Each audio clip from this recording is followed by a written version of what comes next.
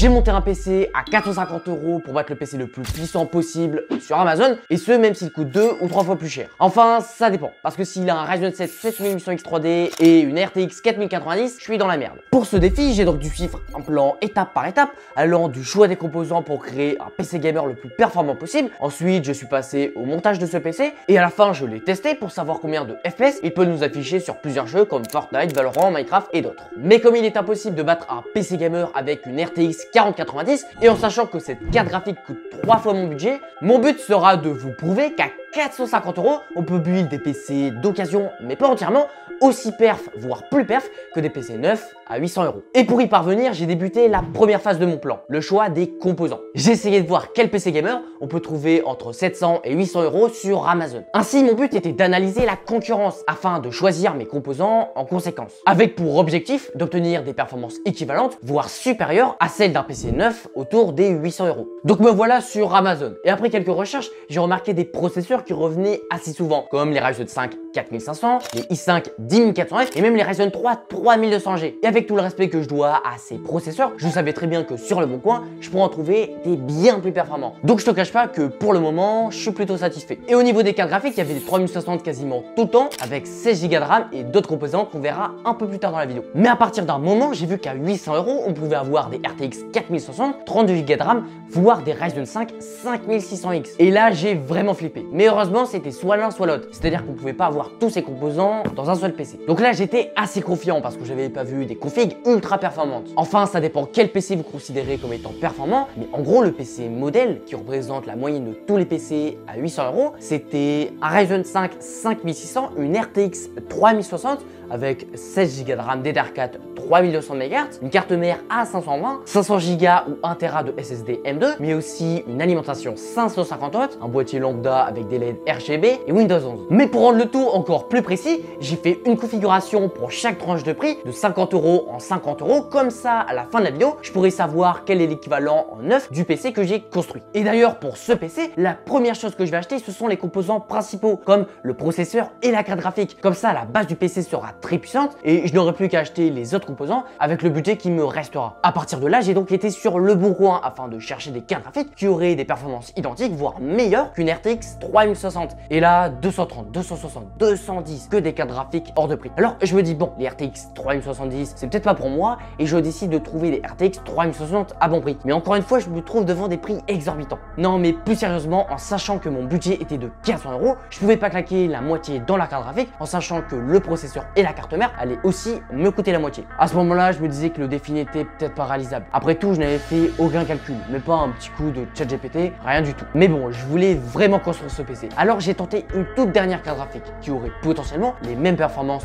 à quelque chose près d'une RTX 3060, la RTX 2070. Et je ne sais pas par quel heureux hasard, mais après avoir recherché la carte graphique sur le bon coin, 140, 120, voire même 100 € au prix les plus bas. Je pense que si son prix était autant abordable, c'est pour la simple et bonne raison que la RTX 2070 fait partie de la série des RTX 2000 sortie bien avant les RTX 3000. Mais en plus de ça, quand j'ai été sur internet et que j'ai tapé RTX 3060 vs RTX 2070 pour savoir laquelle des deux cartes graphiques était la plus performante, j'ai été surpris en constatant que c'était la RTX 2070 qui dominait à 4% près. Et ça, c'est plutôt cool. Tout fier de mon achat, j'ai donc cherché des processeurs équivalents au Ryzen 5 5600 et pour cela, j'ai été voir la concurrence chez Intel et j'ai trouvé le i5 12400F. Si vous vous demandez pourquoi j'ai pris ce processeur et pas un autre, il y a deux raisons à cela. La première raison, c'est parce que ce i5 est plus performant que le Ryzen 5 5600 de 5%.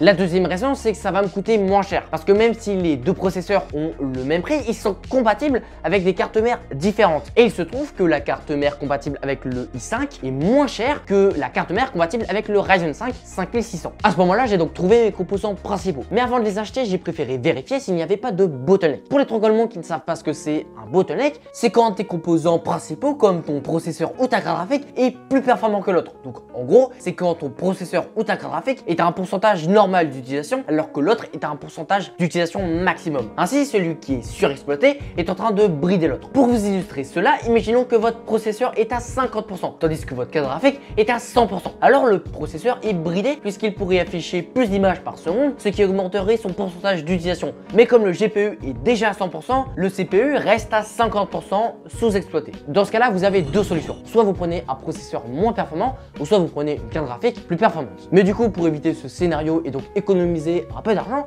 il y a plusieurs méthodes, dont la meilleure pour moi, qui est d'aller sur YouTube et de regarder les benchmarks en jeu de nos composants. Pour ma config, il me suffit de taper i5 12400F plus RTX 2070, suivi de benchmark en jeu. Et heureusement, après quelques vidéos YouTube, tout va bien, aucun bottleneck. Mais il y a quelque chose de primordial à faire quand vous êtes sur YouTube, c'est d'aller sur la chaîne de Joshua PCL et de s'abonner directement. Bref, après ça, je décide d'acheter une carte mère qui serait compatible avec mon processeur, la B660. J'essaie de la trouver au prix le plus bas possible et je la prends directement. Maintenant, vous allez sûrement me demander combien de thunes il me reste et je vais vous dire ça de suite. Comme vous pouvez le voir, le i5 12400F m'a coûté 88 €, la RTX 2070 m'a coûté 139 € et la carte mère B660 m'a coûté 83 €, ce qui nous fait un total de 310 €. À partir de là, je sais qu'il me reste 90 € et je vais donc faire un bref calcul. Pour la RAM, je prévois deux barrettes de 8 Go et je me dis qu'à 20 €, je pourrais en trouver. Ensuite, pour l'alimentation, je vais prendre une 550 watts et si vous vous demandez comment savoir, bah aujourd'hui, c'est assez simple. Il vous suffit d'aller sur internet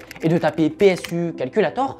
Ensuite, vous avez juste à rentrer le nom de chacun de vos composants et le site vous fait directement une recommandation. Perso, j'ai joué la sécurité. Le site m'avait annoncé que je pouvais consommer jusqu'à 435 watts et je me suis dit que si je voudrais faire une update dans le futur, 115 watts de plus, ça ferait pas de mal. Pour la SSD-M2, j'ai décidé de prendre un modèle avec 500 Go de stockage et j'ai prévu 20 €. Enfin, pour le boîtier, je pense prendre un truc plutôt basique sur Amazon qui tournerait autour des 30 balles. Donc si j'additionne tout ça, ça fait un total de 400 €.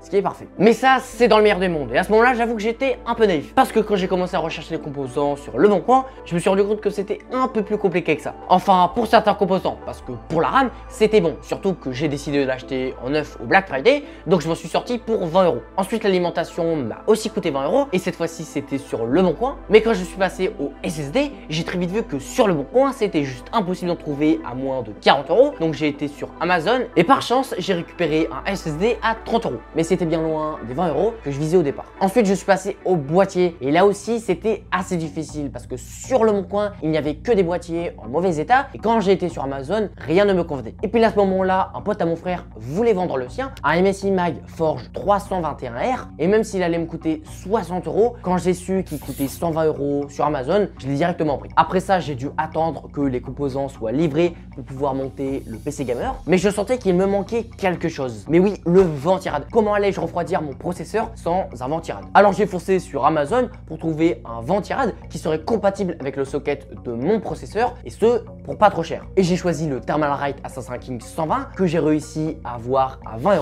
pendant le Black Friday. C'est bon, j'ai enfin acheté tous les composants du PC gamer, je vais pouvoir le monter, sauf que j'en ai eu pour 460 € au lieu de 400 €. Maintenant, on va passer au troisième step, le montage du PC. Une fois que vous avez reçu tous les composants de votre ordi, il faut les assembler. Et c'est ça le montage d'un PC. Mais malgré le fait que vous savez tous ce que c'est, il y a quelques règles à respecter, comme l'ordre dans lequel on monte un PC, mais ça j'en parlerai plus dans une future vidéo. La première chose que j'ai fait, c'est mettre à plat la carte mère sur une boîte, parce que c'est une surface souple, contrairement au sol, qui pourrait abîmer la carte mère. Ensuite, je vais monter le processeur, mais je fais attention au sens, parce que si je me place mal le processeur, je pourrais abîmer la carte mère. Après ça, il faut mettre la pâte thermique, donc une noisette suffit, puis on place le ventirad dessus. Je passe aux deux barrettes de RAM, et je fais bien attention à les placer un slot sur deux pour le dual channel. Vient ensuite le SSD-M2 qu'on va fixer avec une vis. À partir de là, j'ai installé la carte mère dans le boîtier pour ensuite la visser. Enfin, on branche tous les câbles et j'ai essayé de faire quelque chose de plutôt clean et voilà le résultat. Maintenant, on va passer au test dans les jeux pour savoir les performances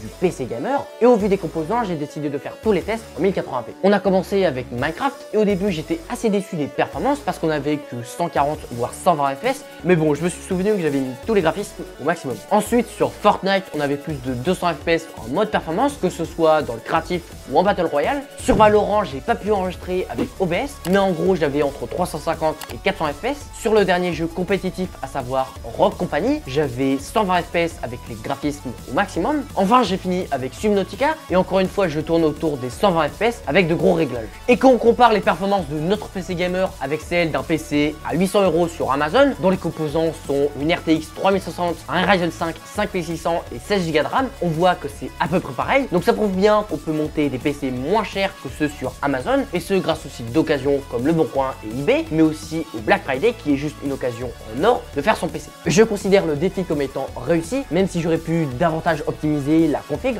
en achetant par exemple un boîtier moins cher. Mais maintenant, je dois vous avouer quelque chose, la config que j'ai faite, je l'ai pas acheté à 100%. Par exemple, le boîtier et la carte graphique ne sont pas à moi, mais à mon frère. Et ça, c'est à cause d'une chose, mon budget. Les gars, j'ai aucun budget, donc j'aimerais juste que vous fassiez un truc, c'est de vous abonner maintenant. Genre, maintenant. Je sais que ça vous prend juste 2 secondes et ça aide les petits créateurs comme moi à financer des vidéos qui coûtent assez cher, comme celle que je viens de faire. Merci à ceux qui prendront le temps de le faire. Sur ce, je vais devoir y aller. N'hésitez pas à regarder mes anciennes vidéos, comme celle qui vous explique tout sur les processeurs, les cartes graphiques, mais aussi les cartes mères. C'était Joshua.